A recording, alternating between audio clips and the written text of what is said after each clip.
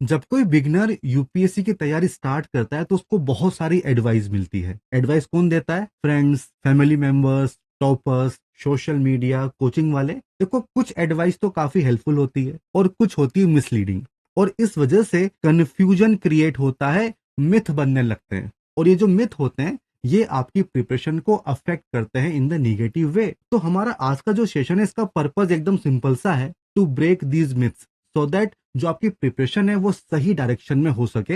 And इसमें we will use real UPSC data. अब देखो, जो फर्स्ट मिथ है वो क्या है कि only engineers can crack this examination. अगर आप इंजीनियर हो तो आपकी अच्छी रैंक आएगी इन दिस एग्जामिनेशन, मींस आपका बैकग्राउंड मैटर करता है इन यूपीएससी प्रिपरेशन। बट अगर आप रियल यूपीएससी डेटा देखोगे तो कहानी एकदम उल्टी है। तो देखो यहाँ पे, this is 73rd annual report, this is the latest report available. तो यहां से एक आइडिया आपको लगेगा कि जो लोग सेलेक्ट होते हैं उनका बैकग्राउंड क्या है। तो देखो, इन 21 examination, this is the latest data, जो लोग सेलेक्ट हुए तो उसमें से 42% उनके पास बैचलर डिग्री थी। अब देखो, इनका बैकग्राउंड क्या था। सबसे ज्यादा सक्सेस रेट किसके पास है? From humanities background, around 48%, and engineering it is 42%। तो हम लोग उल्टा सोचते हैं। अब देखो यहाँ पे, अगर आप मेडिकल साइंस से आपने ग्रेजुएशन की है तो what is the success rate? It is around 41%। यहाँ पे एक लर्निंग है। देखो, जो मेडिकल स्टूडेंट्स होते हैं उनकी ट्रेनिंग बहुत ही कायदे की होती है। हार्ड वर्क, कंसिस्टेंसी उनकी लाइफ का पार्ट होता है ना। मेमोरी उनकी बड़ी शार्प होती है। तो if you want to crack this examination, consistency, hard work, revision, memory, ये आपकी प्रिपरेशन का पार्ट होना चाहिए, राइट? अब देखो, सेकंड डेटा क्या है कि अगर आपके पास हायर डिग्री है तो उसमें भी 42% जो सक्सेस रेट है वो किसकी है? ह्यूमैनिटीज बैकग्राउंड की। और उसके बाद 41% science background, 33% engineering, and 25% medical science, right? तो देखो, आपका बैकग्राउंड मैटर नहीं करता है। क्या मैटर करता है? कि whether you are hard working, whether you are serious, whether you have strategy with you, and whether you are consistent in your preparation, that would decide कि आपका सिलेक्शन होगा या नहीं होगा। This is the first myth. अब second myth ये होता है कि if you are too late, means अगर आपकी एज 26 प्लस है तो फिर ये एग्जाम आपके लिए नहीं है, कुछ और कर लीजिए लाइफ में, बिकॉज यहाँ पे बहुत टाइम लगेगा। तो देखो, what is the UPSC data. यहाँ पे स्क्रीन पे ये जो टेबल आपको दिख रही है, दिस इज 2021 डेटा। तो जिन लोगों ने प्रीलिम्स दिया था उनकी एज क्या रही? तो देखो, यहाँ पे 21 टू 24 ईयर्स ये लोग भी प्रीलिम्स दे रहे हैं, एंड जो नंबर्स हैं वो काफी सिग्निफिकेंट है, आप देख सकते हैं। 24 to 26 years, 26 to 28 years, 28 to 30, 30 years and above. भले ही मेल हो चाहे फीमेल हो, फर्क नहीं पड़ता। अगर आपने मन बना लिया है कि you have to prepare for this examination, age is not a barrier. आपको प्रिपरेशन स्टार्ट कर देनी चाहिए। ये तो डेटा हुआ कि कितने लोग अपीयर कर रहे हैं। अब मैं आपको बताता हूं कि जिनका सिलेक्शन हो रहा है उनकी एज क्या है। तो if you are a male, if you are a male candidate, तो ये जो ग्रीन लाइन है, ये जो ग्रीन लाइन है, ये क्या दिखा रहा है? जिनका सिलेक्शन हुआ है। तो आप देख सकते हो कि 24 टू 26, अगर आपकी एज इस रेंज में है तो मैक्सिमम सिलेक्शन है, अराउंड 30%। उसके बाद 26 टू 28, तो 24 टू 28 से सिलेक्शन ज्यादा हो रहे हैं। ठीक है, अगर आप 21 टू 24 में है तब भी सिलेक्शन हो रहा है, अगर आप 28 प्लस है तब भी सिलेक्शन हो रहा है। बट जो मैक्सिमम सिलेक्शन हैं वो किस ब्रैकेट में हो रहे हैं? 24 टू 28। तो अगर आप 30 प्लस भी हैं, आपके पास अटेम्प्ट्स होंगे, आप इस एग्जाम को दे सकते हैं और चांसेस भी होंगे, right, to crack this examination. तो ये तो हो गया फॉर मेल कैंडिडेट। अगर हम फीमेल की बात करें तो थोड़ा सा एक डिफरेंस आपको दिखेगा। यहाँ पे जो पीक है, this is the peak, around 35%। तो ये आ रहा है 24 to 26, this is the bracket. अब देखो, ये हमारी सोसाइटी को भी रिप्रेजेंट करता है, बिकॉज जो फीमेल्स होती हैं उनके ऊपर काफी प्रेशर होता है कि आपकी शादी हो जाएगी, राइट? तो आपके पास लिमिटेड टाइम है, तो उसी में आपको अच्छे से प्लान करना होता है। तो जो फीमेल कैंडिडेट्स होते हैं ये बहुत ही बेटर प्लानर होते हैं, अच्छे से प्लान करते हैं, इसीलिए काफी जल्दी सिलेक्शन भी हो जाता है। बट अगेन, ये जो एज है ना, ये बैरियर नहीं है। अगर आप 21 प्लस हैं, 24 प्लस हैं, 28 प्लस हैं, 30 प्लस हैं, if you want to prepare for this examination, आप कर सकते हैं। आपकी एज से एज कोई फर्क नहीं पड़ता है। This is not a barrier. तो ये दूसरा मिथ है। Now this is the third myth. देखो, काफी लोग क्या सोचते हैं कि जो मेरा फर्स्ट अटेम्प्ट होगा ना, वही मेरा लास्ट अटेम्प्ट होगा। अगर मेरा नहीं हुआ इन फर्स्ट अटेम्प्ट तो फिर मैं यूपीएससी की तैयारी नहीं करूंगा, कुछ और देखूंगा, प्लान बी पे मैं फोकस करने वाला हूँ।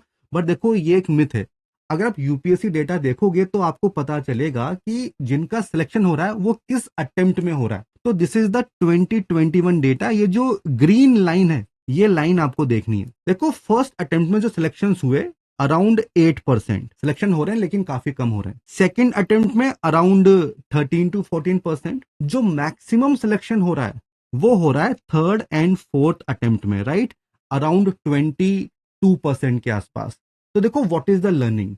लर्निंग ये है कि ये जो एग्जामिनेशन है ये एक लॉन्ग जर्नी है एंड अकॉर्डिंगली आपको प्रिपेयर करना होगा। सेकंड, ऐसा नहीं है कि in first attempt you can not crack, आप कर सकते हो बिकॉज सिलेक्शन तो हो ही रहे हैं। तो क्या चीज मैटर करता है कि आपके पास राइट स्ट्रेटजी है क्या, आपके पास राइट गाइडेंस है क्या। इसके बाद देखो ये भी देख आपको समझना होगा कि अगर आपका सिलेक्शन फर्स्ट अटेम्प्ट में नहीं हो रहा है and you are serious student, तो आपको वेट करना चाहिए, बिकॉज एटलीस्ट आपको सेकेंड अटेम्प्ट थर्ड अटेम्प्ट देना चाहिए, because you are a serious candidate. And इस एग्जाम को समझने में थोड़ा सा टाइम लगता है, राइट। फर्स्ट अटेम्प्ट में हम काफी गलतियां करते हैं, बट वो गलतियां सेकंड थर्ड में नहीं होती हैं। इसी वजह से जो मैक्सिमम जो सिलेक्शंस हो रहे हैं वो थर्ड एंड फोर्थ में हो रहे हैं, राइट। तो अकॉर्डिंगली आपको डिसाइड करना चाहिए, थोड़ा सा टाइम लेके आइए, उसी के बाद स्टार्ट करिए preparation for this examination. This is the myth. एक मिथ ये है कि अगर आपका ऑप्शनल पीएसआईआर है, सोशियोलॉजी है या एंथ्रोपोलॉजी है, तभी आपका सिलेक्शन होगा, बिकॉज यही वो ऑप्शनल्स हैं जो हाईली पॉपुलर हैं, राइट। एंड इसमें कम एफर्ट्स में आपका काम हो जाता है।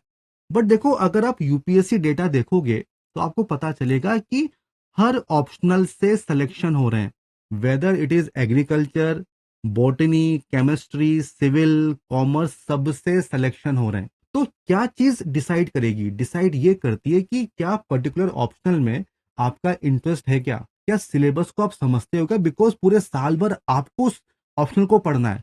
तो ऐसा नहीं है कि 100 लोग किसी ऑप्शनल को ले रहे हैं, आपने भी उसको ले लिया। तो थोड़ा सा रिसर्च करिए, बिकॉज हर ऑप्शनल से आप देखिए सिलेक्शन हो रहे हैं एंड आपको तो एक ही सीट चाहिए ना। तो अगर जो आपका बैकग्राउंड है, अगर उसमें आपका इंटरेस्ट है और अगर वो अवेलेबल भी है एज एन ऑप्शनल, तो आपको ट्राई करना चाहिए कि क्या आप उसको ऑप्ट कर सकते हैं क्या एज योर ऑप्शन। आप देखिए in PSIR what is the success rate, 9%, जबकि in psychology it is 12%, right.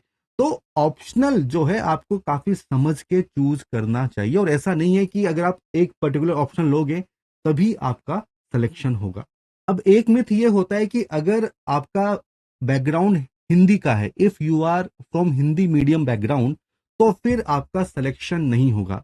देखो जो डेटा हमारे पास अवेलेबल है, ये डेटा है कि जिन लोगों ने मेंस एग्जामिनेशन दिया था इन 21-22, उनका मीडियम क्या था। तो आप देख सकते हो कि from English medium around 12,000 students ये मेंस लिख रहे हैं इन 2022, इन 21 अराउंड 8,000, ठीक है। अब जो हिंदी मीडियम से हैं अराउंड कितने होंगे, आप 500 मान लीजिए। तो 500 लोगों ने मेंस लिखा है जिनका बैकग्राउंड हिंदी का है, जिनका मीडियम हिंदी है। तो देखो यहां से क्या चीज समझ में आ रही है कि हिंदी मीडियम में जो सबसे बड़ा बैरियर है वो है आपका प्रीलिम्स एग्जामिनेशन, बिकॉज प्रीलिम्स काफी लोगों का क्लियर नहीं हो पा रहा है, और प्रीलिम्स में भी जो सीसेट का जो पेपर होता है वो सबसे बड़ा ऑब्स्टेकल है। तो अगर आपका बैकग्राउंड हिंदी है, सिलेक्शन होते हैं, हर साल होते हैं, बट आपको फोकस करना होगा सीसेट एग्जामिनेशन के ऊपर, बिकॉज प्रीलिम्स जो है वो एक मेजर हर्डल, मेजर ऑब्स्टेकल बनता जा रहा है for Hindi medium students, right. So this is the analysis.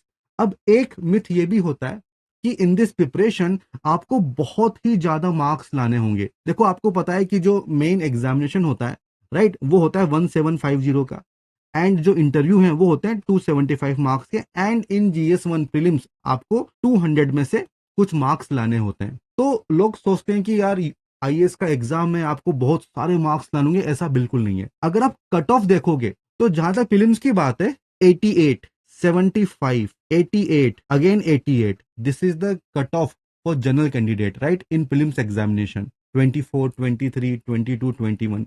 तो अराउंड 45% पे आपका सिलेक्शन हो रहा है ना। आप you are writing the main examination. अगर हम मेंस की बात करें 729, दिस इज आउट ऑफ 1750। तो 1750 में से 729, 741, 748, 745, तो अराउंड 40 to 45%, जो कि काफी कम है, राइट।